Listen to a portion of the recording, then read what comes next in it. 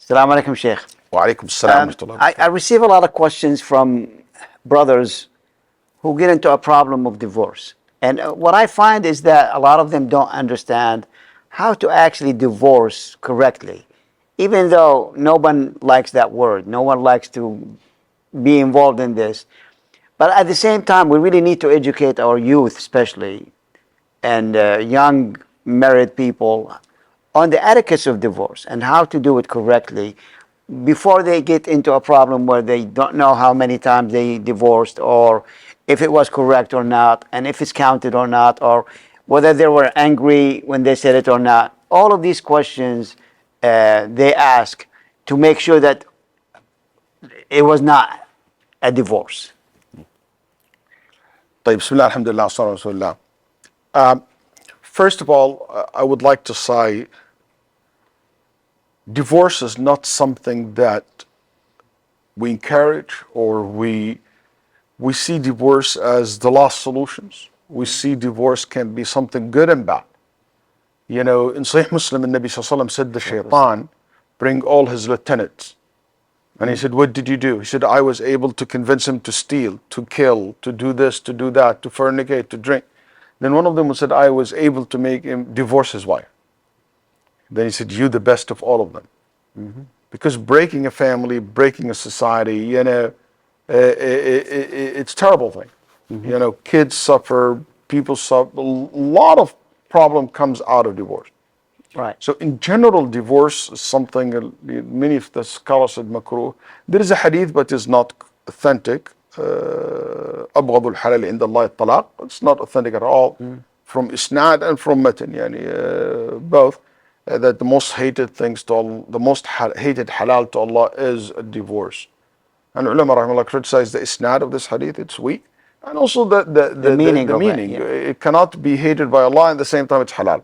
Mm-hmm. Right. If it's hated, it's halal. Exactly. So anyway, but the concept is correct. It's not something that it is recommended. It's something you have to take that step after exhausting, you know, many options and trial. But because we see these days, divorce became something easy. You know, just divorce. I want a divorce. I want a divorce. You know, and became like a trend. You know, these days. And that's not a good, healthy sign. It shows, first, you don't know how to choose.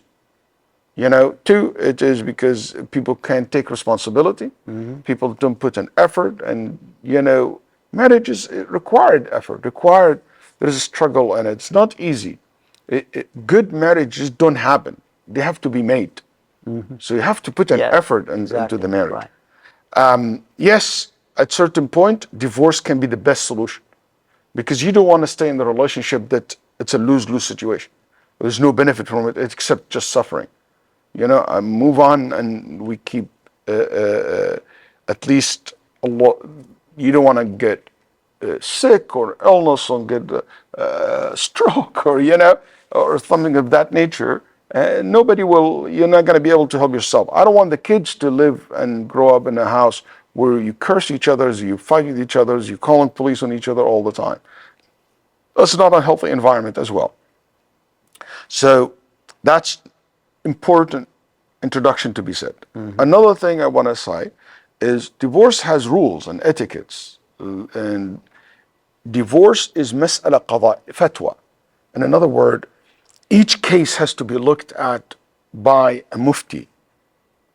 So please don't just read a couple of lines online and you basically apply it to your situation. If a case of divorce takes place, make sure you go to the imam and talk to him. Because I might come to me someone, I said, this is valid divorce, this is not valid divorce. There's a lot of things we take in consideration before we pass the ruling. So it's basically kind of customized. For each case, we have to look. Yes, there is a general principle, but we look at each case. That's why when Umar radiallahu anh, for example, saw people that became, you know, taken lightly certain form of divorce during the Prophet ﷺ and during Abu Bakr was not counted as divorce. Umar said, no, it's a divorce now. Because you're taking it lightly and you're not respecting this rule. So sometimes we look into things like مسألة قضائية, مسألة fatwa. It has every case we have to look at it, individually. So one of the things about divorce that وطلقوهن لعدتهن يعني في عدتهن. When you divorce, there is a time for divorce. You can't just divorce any time. As Ibn Abbas radiallahu anh said, this verse shows you that talaq has a time, certain time. What these time are? What the time? That you divorce Like a these are woman. windows of divorce. Yeah. These are the times where you are able to It's like divorce. Salat al-Dhuhr. You don't Right. pray Dhuhr in the night. There is a time for Dhuhr. There is a time for Asr. Also, Right. there is a time for divorce. What is it? When a woman is free from her menses. Right. When a woman, after she finished her menses, to the moment the divorce was pronounced, there is no intercourse took place between you and her.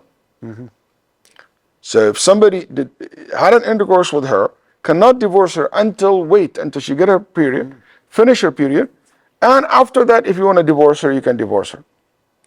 طيب, if you divorce her without taking consideration these two conditions, by consensus, you have committed a sin.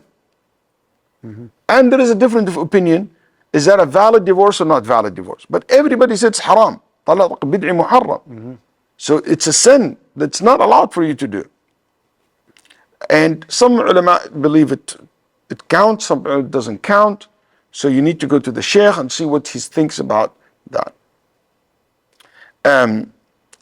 Also, when you divorce a woman, you must document the divorce. That's why Allah subhanahu wa ta'ala said, وَأَشْهِدُوا ذَوِي عَدْلٍ مِّنكُمْ وَأَقِيمُوا الشَّهَادَةَ لِلَّهِ in Surah Al-Talaq. Make sure you take a witnesses over it. And even when you take her back, you have to make a witness. It has to be documented. You go to the masjid and have a document. Why?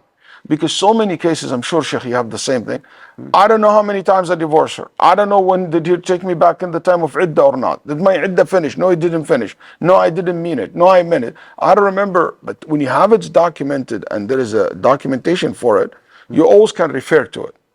Right. Exactly. And you will need that because if you want to remarry, I want to make sure that you have a divorce. So I have a documentation that you really got a divorce and your iddah finished in order for me to marry you to someone else. So it's an important documentation to be done. And the ulama rahimahullah debate, is it wajib to have witnesses or recommended? Regardless if it's wajib or not, or recommended, but you should have witnesses. And when they say witnesses in divorce, it doesn't mean to witness you when you pronounce it, but you also can tell them later on, by the way, I divorced my wife today and I want to document this. So he cannot deny that later on, as some husbands do. Also, I want to say, it's shameful and it's haram as well, one of the form of talaq al-bidi, that you divorce 3 times at once. I divorce you. I divorce you. No, only 1 time. You're not allowed to divorce 3 times at one time. That's talaq bid'i. You should not say that. Because there is a reason why Islam give you 3 chances. You just don't blow it in 1 time. There is a reason. If you don't want her back, don't take her back. So that's been said. That's also something people take the word talaq lightly. In some culture, they divorce over everything. My wife is divorced. Maybe people in the West don't understand that, but whoever live in Arab cultures, like علي الطلاق. my wife is divorced if you don't come eat at my house.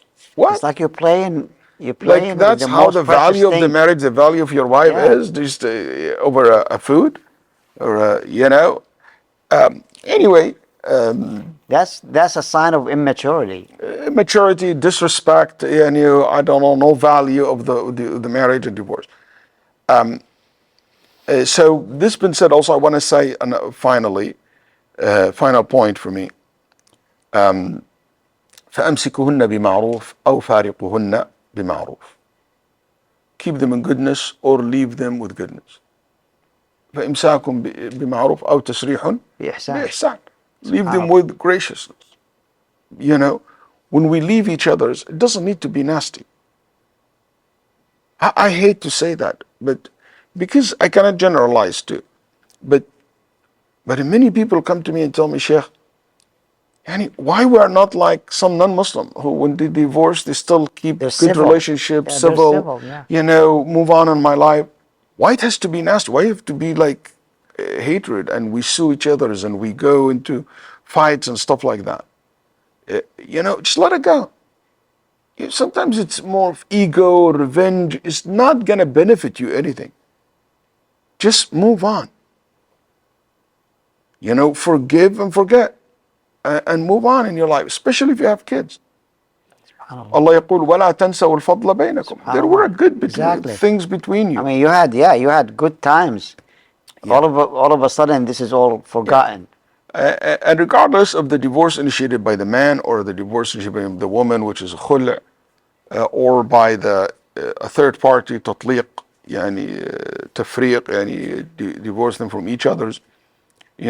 We need to learn how to move on and if there is a dispute, if there is no need for wasting your money over courts and lawyers and like hundreds of thousands of dollars goes into waste.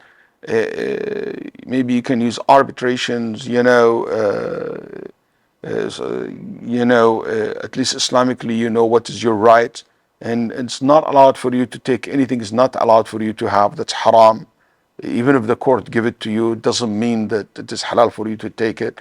Also, if the court does not obligate you to do certain things, but in Islam you must pay it or you must give it, not because you didn't legally obligated to it, you can go away with it. No, but you have to, and you will be asked in the day of judgment about that, and you will be asked about your family, especially your children.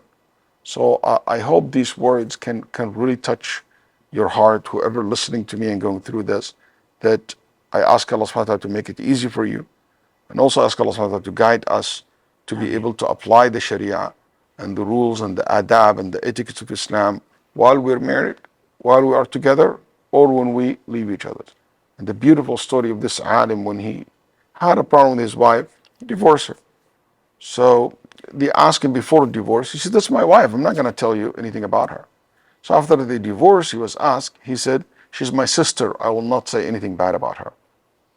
Yeah. SubhanAllah. That's a spirit. That's the Islamic behavior. You're still Muslim. If she's your wife, she's your wife. If she's not, she's your sister in Islam, and you should protect her The either mother way. of my children and someone Yes. I lived with. Right. You protect her either way. Right. And your husband too. Right. Exactly. Yeah. Yeah. Jazakallah khair, Yeah, Shaykh. That was beautiful. Thank you. Assalamu alaikum.